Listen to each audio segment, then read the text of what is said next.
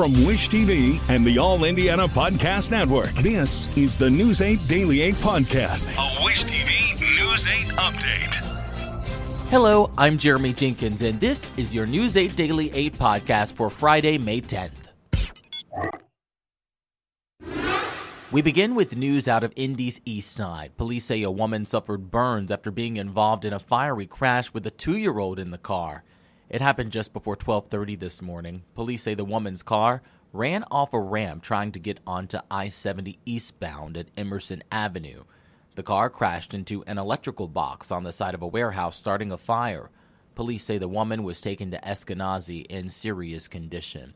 The 2-year-old passenger was taken to Riley Hospital for Children, but police tell us the child was not hurt.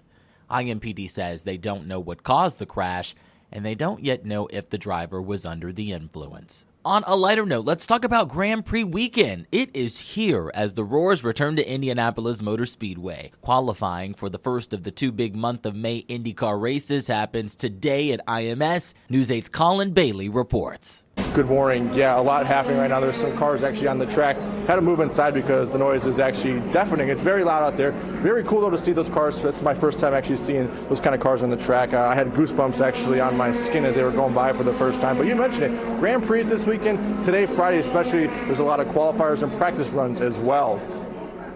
Happening right now is the Cooper Tires USF 2000 qualifications. And the 14-turn Grand Prix kicks off this evening with Scott Dixon and Will Power having a history of dominating the 2.439-mile track. But other drivers are trying to take the throne this weekend here in Indy. Doug Bowles, president of IMS, says this is a great weekend for race fans to enjoy. Bowles also mentions this is a family-friendly weekend and trying to get the youth more involved in racing. That's why it's 15 and under free, basically every day with a GA ticket. Even Indy 500 race day, if you have a GA ticket, 15 and under free, you can bring your own cooler. We try and make it really easy. We've got these great spectator mounds, especially for this weekend on the road course. So spectator mounds are awesome to sit on. It's like picnicking outside with the racing going on. We've got some new video boards for people to check it out. That's the thing I love the most, is looking around and seeing all the families that come to the Speedway. So what's new this year for the Grand Prix? Well, so really what's new for the Grand Prix are the video boards on those spectator mounts, which I think are going to be great. Right here in the plaza, like kind of over my right shoulder, we've got a new grab and go, so for folks that want to get concessions here, they don't have to stand in line. They can work through the grab and go. That's definitely new. And then obviously just bringing the NTT IndyCar Series cars back here, while it's not new, it is pretty special when we get them on the road course.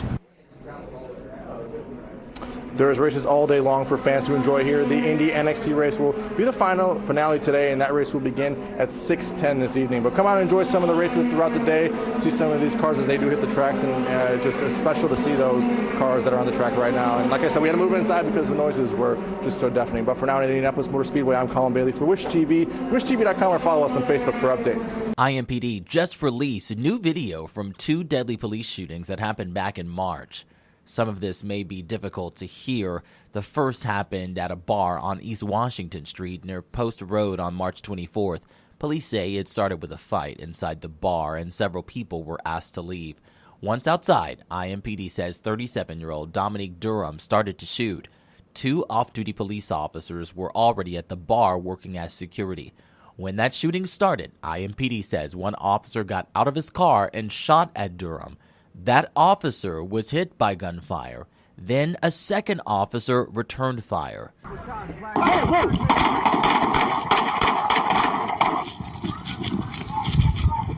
Police say Durham was injured but escaped. He later went to a hospital where he died. IMPD says investigators found Durham's gun at the scene. 4 other people were shot at the scene but did not have life-threatening injuries.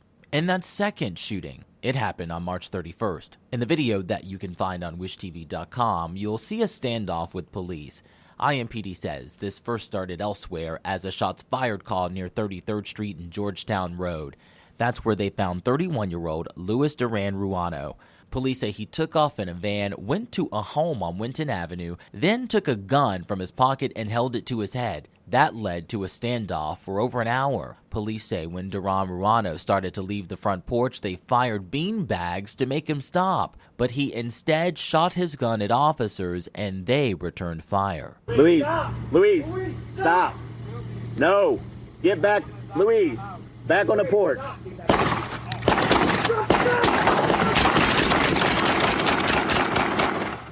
Duran Ruano later died at the hospital. His gun was recovered at the scene. Let's talk sports. The Pacers are trying to bounce back from a 2-game-to-none deficit as their playoff series against the Knicks moves to Gainbridge Fieldhouse tonight. But so far, the conversation around the Eastern Conference semifinals has centered around the referees. As we told you yesterday on Daybreak, the Pacers are asking the NBA to review 78 calls from Games 1 and 2. Head coach Rick Carlisle was ejected from Wednesday's game after arguing calls, and he says he thinks big market teams are treated a lot better. You know, small market teams deserve an equal shot.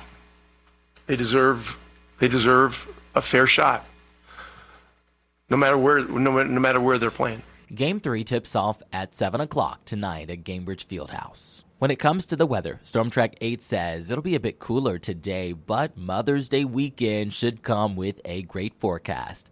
Meteorologist Tara Hastings has your News 8 Daily 8 forecast. We are going to be in store for a fantastic Friday. We've got sunshine out there. Winds are going to be light. Temperatures just a little bit below normal, but dry conditions out there. Let's take you outside right now. A live look here at our Speedway camera. You can see mostly sunny skies out there. We can wave to Andrew Chernoff over there. We've got temperatures at 60 degrees at this midday hour. Sunny skies.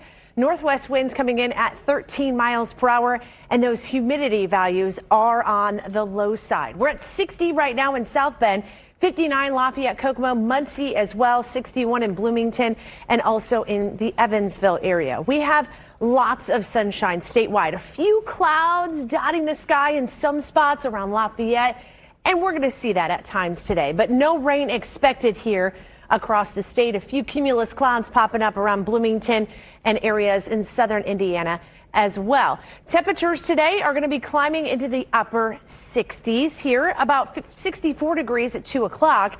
And then those high temperatures will be into the mid and upper 60s later this afternoon. Normal high for this time of year about 71. So it'll be just a smidge cooler than that, sitting at 67 today. We have warmer temperatures heading this way for the weekend. We'll time it out all in my full forecast. To get a peek at the full forecast, just head over to wishtv.com, or you can download the Wish TV Storm Track 8 app. And don't forget to check out our Storm Track 8 weather blogs. And now we end on a positive note. All month long, we are celebrating Asian and Pacific American Heritage Month here at Wish TV. And tomorrow, you can join in downtown for Asian Fest. It promises food and entertainment at the Indiana Historical Society. News 8's Kat Sandoval reports. We're here in the southwest side of Indianapolis to see a mother and daughter dance and talk about their culture for API Heritage Month. The whole army basically has fallen, and she is trying to get back up. 18-year-old Anna Magnuson is performing Mulan, a reenactment of a Chinese poem.